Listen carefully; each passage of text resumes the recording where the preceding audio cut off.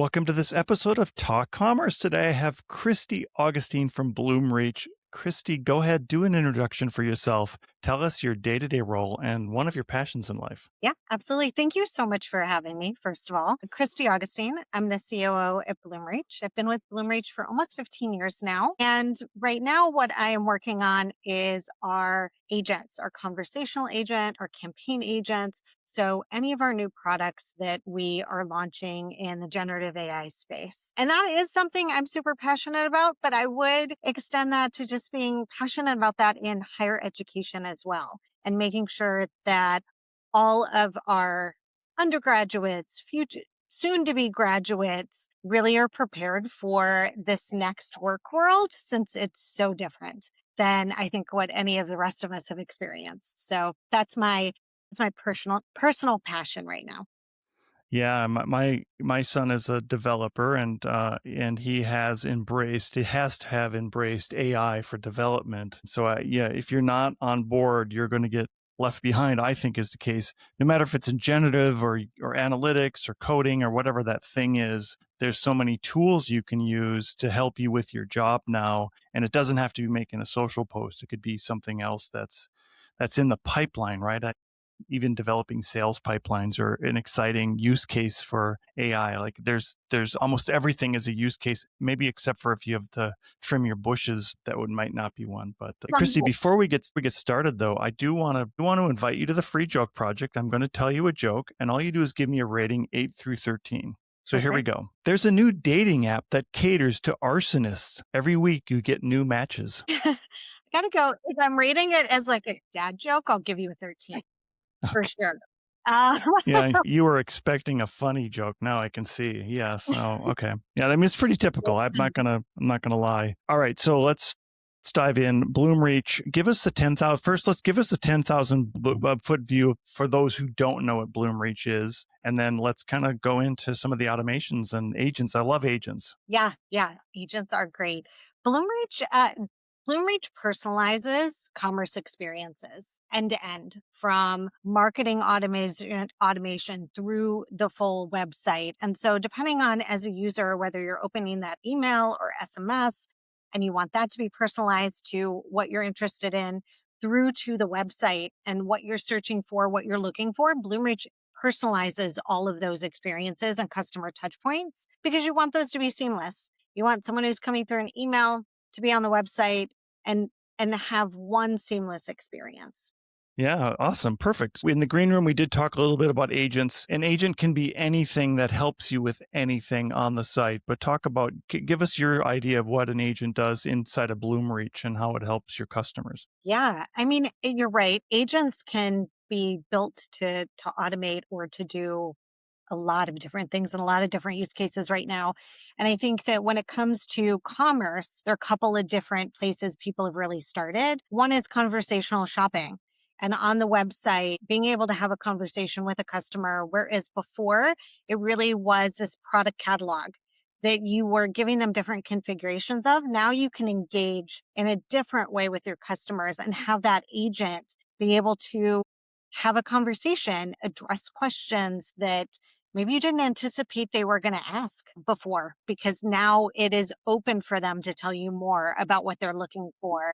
And so that's one version, I think, for commerce that's very popular right now with agents. Yeah, I think one of the things, maybe make a distinguishment between an agent that is sort of like your customer service, that's just a bot that's there and you recognize they're an AI agent. Yours a little more in depth. Talk about sort of the depth of what an agent can do. And outside of like maybe the basic agent is a call tree, right? Kind of answering your FAQs and then leading you to a customer service person. I think you're talking a little more deeper, right? Yeah, that's a great point. I mean, people are very comfortable right now that there's probably going to be a customer service agent on a shopping website, and that customer service agent is going to answer questions related to returns or where's my order. This conversational shopping agent is really like imagining you can take the best store associate you ever had and putting them on your website. My favorite example is, imagine you're on the Vera Wang website, you're looking at wedding dresses,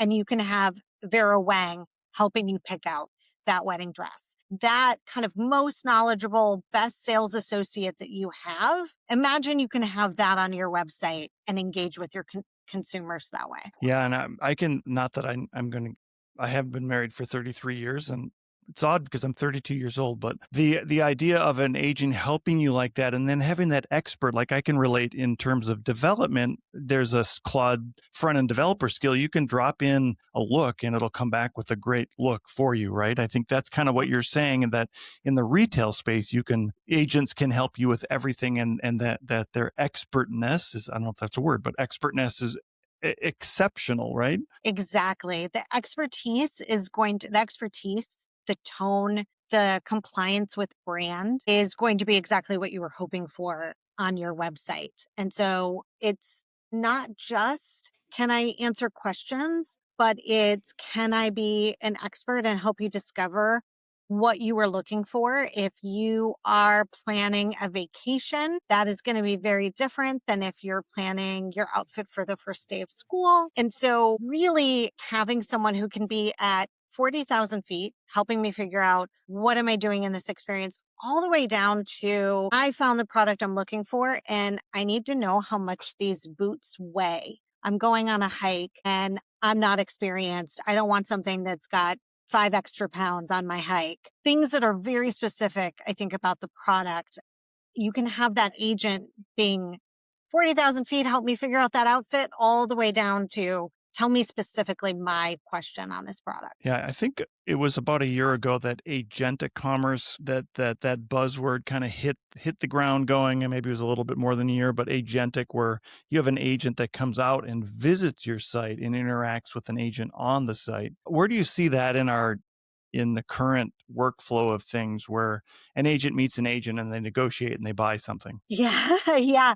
The holy grail, right? That you don't even have to really be involved in. I think it's really interesting from a consumer perspective that the easier you can make people's lives, the more people are going to adopt it. So certainly there's a lot related to our shopping experiences that are just kind of cumbersome. That I always buy toilet paper every week. I always buy the same one. And you know what? Within certain price range, just go buy it. Or I only buy it at this price, or I only buy it if there's a coupon. And I think the agent to agent protocol, when we get to the point where the consumer can set that up and say, every week I need this, but I only buy it when it's on sale, or I only buy it when it's $3.25, and you're empowered to go do it.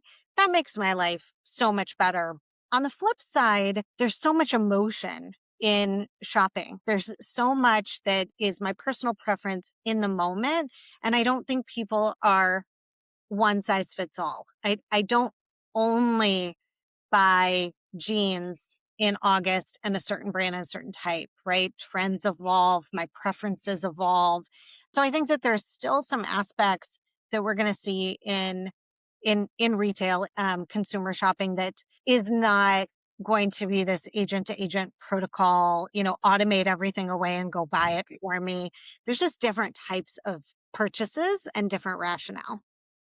Yeah, I think, a little more than a year ago, a lot of people were saying websites are going to go away, right? And that everything's going to happen within ChatGPT, all the buying experience, and that they'll mimic kind of what your site should look like. But I tend to believe that brands are going to want to keep their brand in their lane on their website. They're not going to give the brand 100% to an LLM, just like they don't give it to 100% to Amazon right now. What's your opinion on the viability of websites into the future? Yeah, I think I'm much more aligned with you. I think that ChatGPT answer engines need to be viewed as another channel. You need to have a presence, you need to participate because that is where consumers are going.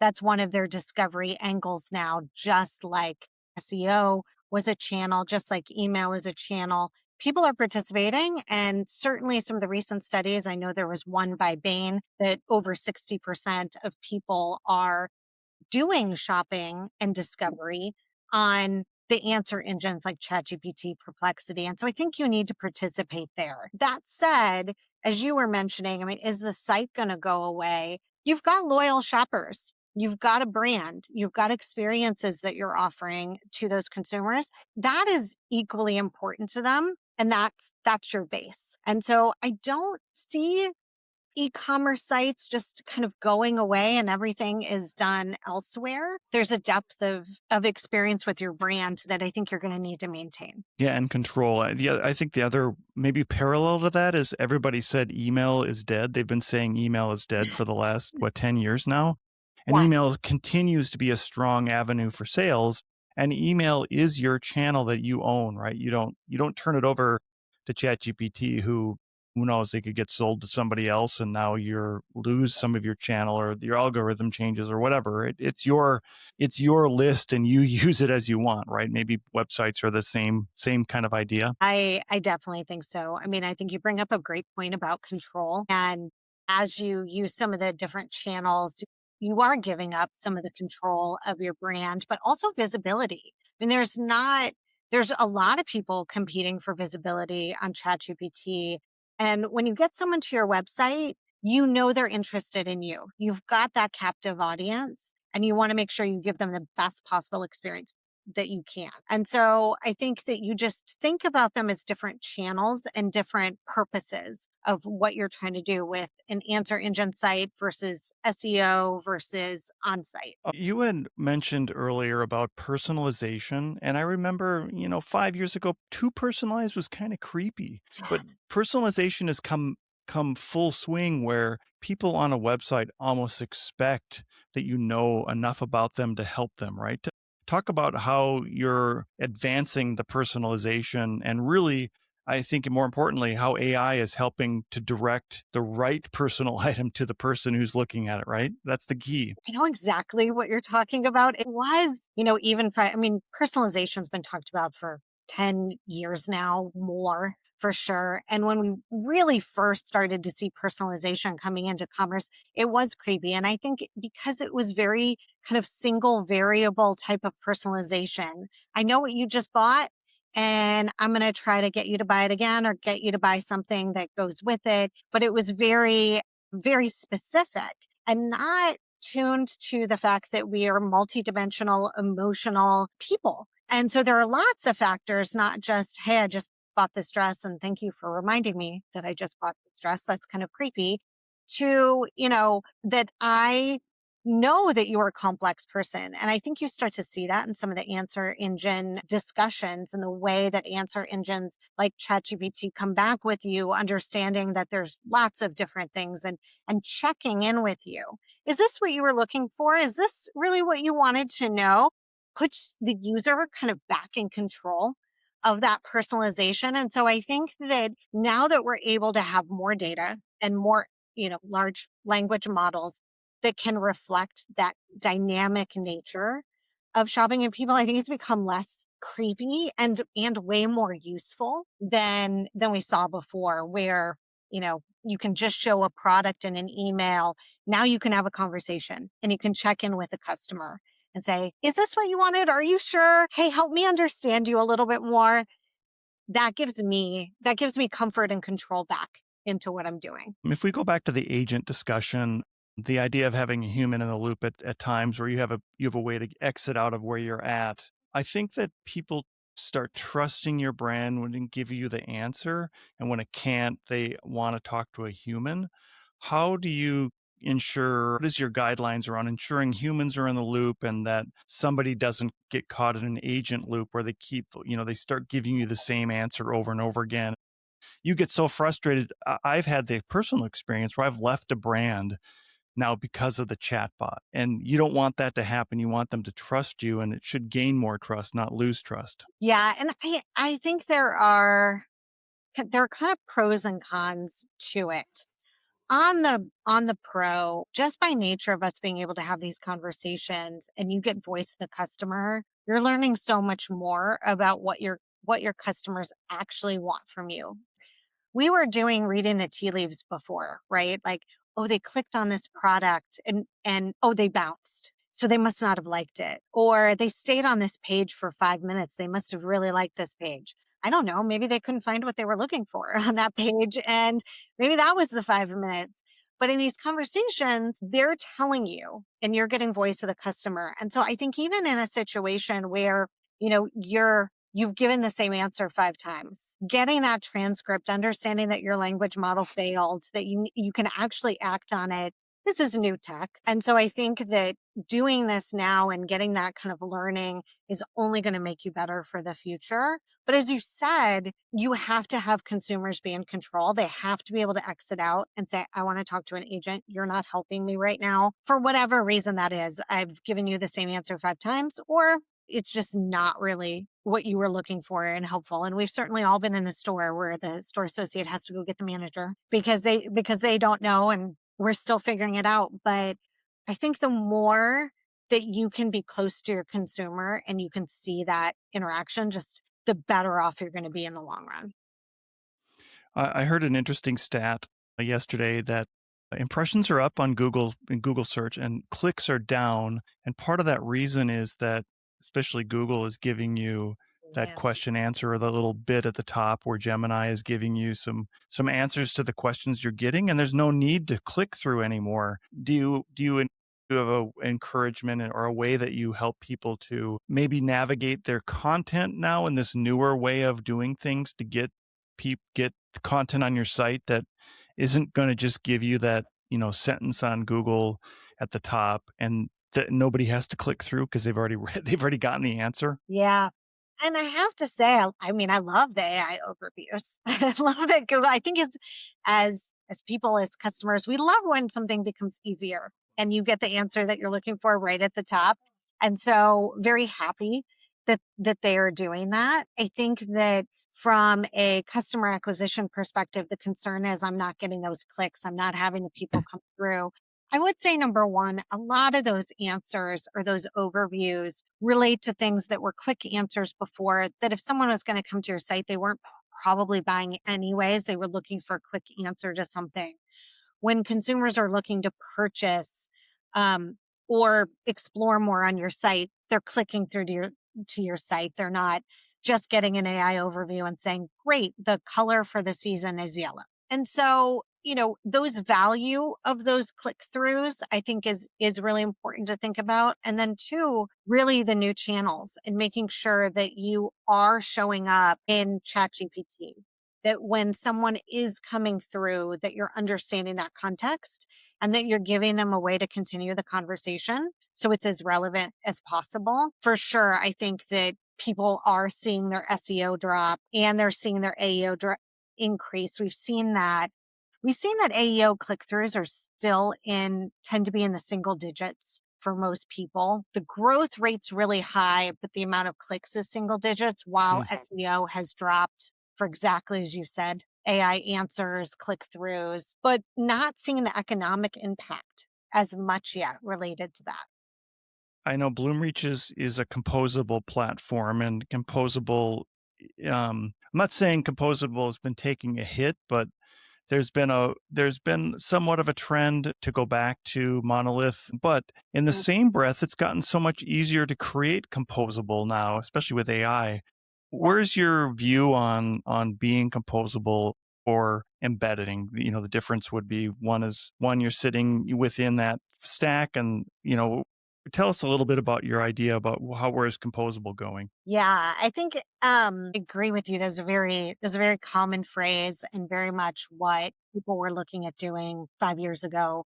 And there was this kind of backlash from I had this large platform, everything was on it, and I didn't as a tech team or an IT team, I didn't feel empowered to do best of breed type of building, and I really wanted that flexibility. I think that the trade-off with a lot of that flexibility was it wasn't connecting together. So you ended up with these experiences for your consumers that was not seamless.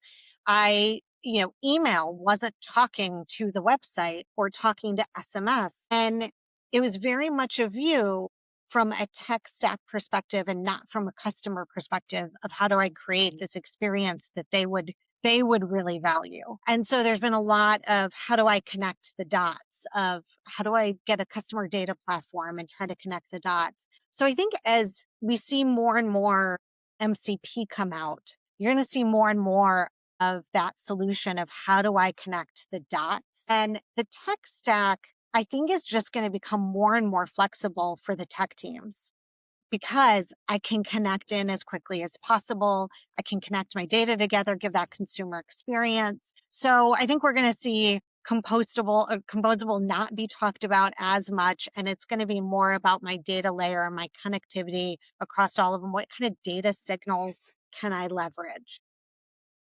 Yeah, and it does really bubble up the premier players, especially the niche players that maybe they only offer e-commerce and they don't offer CMS, or their CMS offering is light or non-existent, that it allows for really a great experience for everybody. And I think you're right too. The idea that the tech stack it's gotten easier. I'm just going to say it's gotten much easier to put together and make it seamless, especially with front ends that are now easier to create and deploy. For sure. I think it's an exciting time. I remember as a software engineer in the mid 90s, I mean, you were building it from scratch in C++ and Java. And now the rate of deployment of what these tech teams can do for their consumers is pretty exciting. I guess, what is your outlook now for this year? We've heard, on the economy side, there's been a lot of layoffs recently, but on the flip side, like Facebook has had great growth from an e-commerce standpoint in terms of sales. What is your outlook now for maybe this first half of the year? Yeah. I mean, definitely the economy is a question mark for people, particularly given layoffs. And I think that has meant people continue to have a lot of the same needs that they've had before, but how I'm going to spend that dollar is going to get more scrutiny than it did before. And because it's going to get more scrutiny, you need to make sure that you are bringing that kind of expertise that we talked about earlier onto your website, because people are going to have more questions before they make that purchase. If you can't answer those questions, they're not spending that dollar, because that dollar's become more precious to them. So right now, while we're not seeing those sales trends go down, I think that you are going to see this increase in time on site. You are going to see this increase of, can I ask questions? I'm doing my due diligence. I'm not going to buy this product till I'm sure. I think on the flip side, hopefully that means your returns start to look better and better as well. But that dollar value is causing more questions before I hit that buy button. Yeah, and I have like one last questions in my head. So I'll ask you this one. Like, the experience in the chat of offering an upsell, where's Bloomreach in that? And like, I see more and more potential that you have with your agent on your site to send them to upsell pages, to send them to alternative pages, to even offer something in chat that's a deal. Is that a no-brainer nowadays? Is that something that's a 101 for marketing on your website? I think it's certainly something everyone loves to talk about: product recommendations, upsell, cross sell opportunities, offering discounts. And the real nuance to it is that it needs to be relevant for the consumer. And so the more personalized it is, the more it's in context of what they're trying to do, the more relevant it is, the more impact you're going to have. Certainly, we've all seen when you do the discounts or ads and the products don't match what the customer's looking for. Here are all these pens that are 50% off, and I was looking for a laptop, but someone paid for that ad, so I'm going to show it to you. And so I think it's relatively easy to put that into a conversation or put that into your shopping, but making it relevant and something that actually is going to drive impact, I think that's harder, and where the connectivity of all this data, consumer data, product data, is really going to matter. Yeah. All right. So I have one more question, then I promise I'll stop asking questions. That experience then from the agent side, um, that's going to impact how we're learning. How are you helping then the teams learn what the agents are learning from the clients? Yeah. So that is actually kind of one of the most interesting places, is you are getting all of this unstructured data, and your agents need to learn from them, but honestly, so do you as a retailer. And it is one of the most popular things I've seen in the retailers is they're very much looking for the voice of the customer insights. And so not only do your conversational agents need to have a great customer experience on your website and be able to have that great conversation, but your back end needs to have the analytics. And that's tricky because you need to respect privacy and security. So there's no, "Hey, this is this person's transcript." So you need to take that unstructured data and bubble that up to themes that someone can actually act on. Like 60% of your conversations are about fit of the product. Is this going to fit me? Is the material stretchy? Does this run small? How much do those boots weigh? And guiding retailers on those themes so that they can make their content more relevant. There's been a lot of that where I've heard, wow, I didn't even people wanted to know this. I didn't even know that. I have that data. I know that about these products, but my real estate's limited. Now your real estate's not limited when you can be having a conversation. Yeah, that's what a great point. There's a thing called the Johari window where you have Yes, 4 quadrants, and there's a quadrant you don't know it, they don't know it. You're gonna find this is a great way to help uncover the unknowns of the unknowns, right? You've got such a great point there, and I think this is really where AI shines, is helping you understand things you didn't know you should understand. exactly. All right. So, Christy, we have a few minutes left. As I close out the podcast, I give everybody a chance to do a shameless plug about anything they like. What would you like to plug today? I'm definitely going to plug Bloomreach. My shameless plug is definitely, I think, what we were talking about earlier, which is if you're on the fence on conversational shopping, you should start now. It's the amount of learning that you're going to get, like we just talked about, from your consumers. It really outweighs the hesitancy I think people have on, well, is the algorithm going to be perfect? What is it going to say? And there's so many guardrails at this point that you're really not going to be running across something that you're worried about what it's going to say. But that kind of like that start now, learn from your consumers. It's just a whole new voice of the customer that you couldn't get before. That's perfect. Christy Augustine is the CTO with Bloomreach. Thank you so much for being here today. Thanks for having me. Oh, thing, do what you wanna do. I can't tell you who the song it to.